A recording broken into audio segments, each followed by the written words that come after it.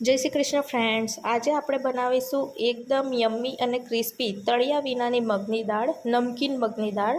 નાસ્તામાં હલ્દીરામ બાલાજીના પેકેટ લાવીને આપણે તેમને સર્વ કરતા હોય છે, પરંતુ તમે આ દાળ ઘરે બનાવશો તો બિલકુલ તેલ વિનાની છે, એકદમ હેલ્ધી છે અને યમ્મી છે। તમે તેનો અવાજ સાંભળી શકો છો કે કેટલી ક્રિસ્પી બની છે અને આ એકદમ તળિયા વિનાની છે, એકદમ હેલ્ધી છે। તમે તેને નાસ્તામાં પણ યુઝ કરી શકો છો। તો ચાલો રેસીપી શરૂ કરીએ। દાળ બનાવવા માટે મેં અહીં 1 કપ મગની દાળ લીધેલી છે। અહીં તમારે ફોતરા વિનાની જે પીળી દાળ આવે તે યુઝ કરવાની છે। તેને આપણે એક વાડકામાં લઈ લઈએ અને તેને બરાબર પાણીથી 2 થી 3 વાર વોશ કરવાની છે, મસળીને ધોવાની છે, તેથી તેની ઉપર કોઈ બી ડસ્ટ કે ગંદકી રહેલી હોય તે નીકળી જાય। આવી રીતે મેં 2 થી 3 વાર પાણીથી વોશ કરી લીધેલી છે। હવે તેમાં આપણું 1 વેઢો જેટલું પાણી ડૂબે તેવી રીતે મગની દાળને પલાળવાની છે।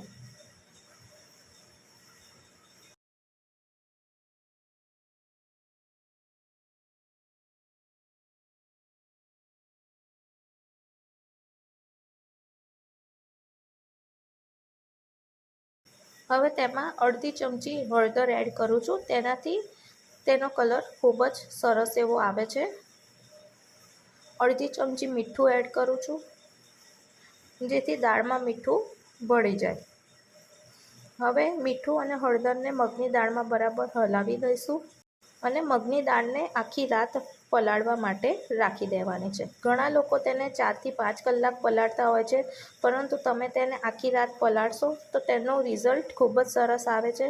બીજા દિવસે સવારે જોઈશું તો આપણી મગની દાળ બરાબર પલળી ગઈ છે અને સોફ્ટ થઈ ગઈ છે।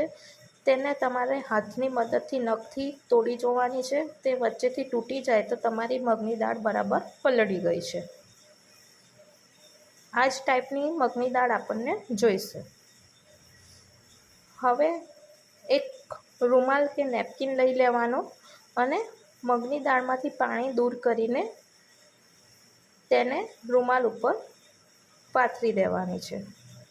રૂમાલ ઉપર પાથરવાનું મેઇન રીઝન એ છે કે તેમાં વધારાનું જે પાણી હોય તે શોષાઈ જાય અને તે એકદમ કોરી થઈ જાય। હવે તેને લગભગ 2 થી 3 કલાક પંખા નીચે સૂકવવા માટે રાખી દેવાની છે। અહીં તમારે ધ્યાન રાખવાનું છે કે મગની દાળને તડકામાં સૂકવવાની નથી, પંખા નીચે સૂકવવાની છે। જો તમે તડકામાં સૂકવશો તો એકદમ કડક થઈ જશે। તમે જોઈ શકો છો 2 થી 3 કલાક પછી આપણી મગની દાળ બરાબર સૂકાઈ ગઈ છે અને એકદમ છૂટી થઈ ગઈ છે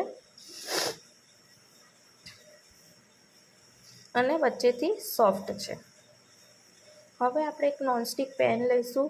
જો નોનસ્ટિક ના હોય તો તમે કઢાઈ યુઝ કરી શકો છો કે રોટલી બનાવો તે તવી પણ યુઝ કરી શકો છો। નોનસ્ટિકમાં બધી મગની દાળ લઈ લઈશું અને ગેસની ફ્લેમ હાઈ રાખીને તેને લગભગ 4 થી 5 મિનિટ શેકી લઈશું।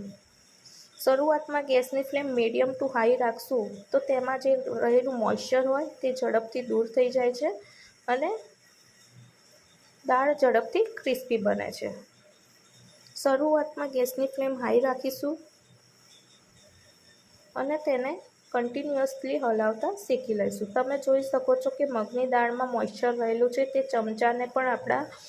આપણા ચમચાને પણ ચીપકે છે અને એકબીજાને ચીપકેલી છે, તો હજી તેમાં પાણી રહેલું છે। જેમ જેમ દાળ શેકાવા લાગશે તેમ તેમાંથી પાણી મોઇશ્ચર દૂર થશે અને એકદમ છૂટી થઈ જશે।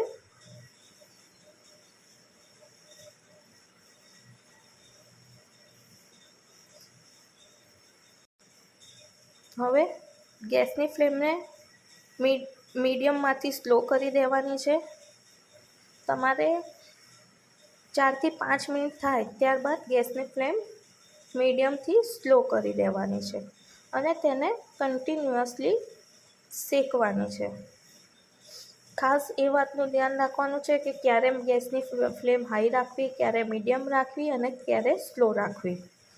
તમે જોઈ શકો છો કે આપણી લગભગ લગભગ 8થી 10 મિનિટ થઈ ગઈ છે અને આપણી દાળ સરસ એવી શેકાઈ ગઈ છે. તમે તેનો અવાજ પણ સાંભળી શકો છો. એકદમ ક્રિસ્પી આપણી મગની દાળ શેકાઈ ગઈ છે અને એકદમ છૂટી છૂટી થઈ ગઈ છે. તો આ સ્ટેજ ઉપર તમને ખ્યાલ આવી જશે કે આપણી મગની દાળ શેકાઈ ગઈ છે. તમને મગની દાળ શેકાઈ ગઈ છે તેની 3 સાઇન છે. એ એકબીજા એકદમ છૂટી છૂટી થઈ જશે, તેમાંથી ક્રિસ્પીનેસનો અવાજ આવશે અને થોડી નાની થઈ જાય છે. તમે અવાજ સાંભળી શકો છો. હવે તેમાં 1 ચમચી જેટલું હું અહીં ઘી એડ કરું છું. ઘી એડ કરવાથી તેનો ટેસ્ટ ખૂબ જ સરસ આવે છે અને તેની ઉપર એક સાઇન આવી જાય છે અને કોઈને પણ એવું નહીં લાગે કે આ તળિયા વિનાની દાળ છે. કોઈને ખબર જ નહીં પડે કે આ તળિયા વિનાની મગની દાળ છે. ઘીને મગની દાળમાં બરાબર મિક્સ કરી લેવાનું છે અને ગેસની ફ્લેમ સ્લો ઉપર જ આ પ્રોસેસ કરવાની છે. ત્યારબાદ તેમાં અડધી ચમચી મીઠું એડ કરી દઈશું અને બરાબર હલાવી દઈશું. મીઠું અને ઘી સ્લો ફ્લેમ ઉપર એડ કરવાનું, નહીંતર તે બળી જશે.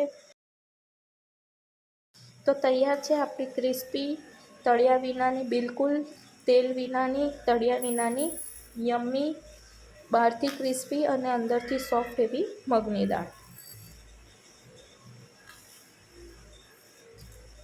જો તમને હજી પણ એવું લાગે, તમે મગની દાળ ટેસ્ટ કરો અને એવું લાગે કે હજી સોફ્ટ છે, તો તમારે તેને ફરીવાર 3થી 4 મિનિટ શેકાવા દેવાની. તો તમારે આવી ક્રિસ્પી દાળ તૈયાર થઈ જશે.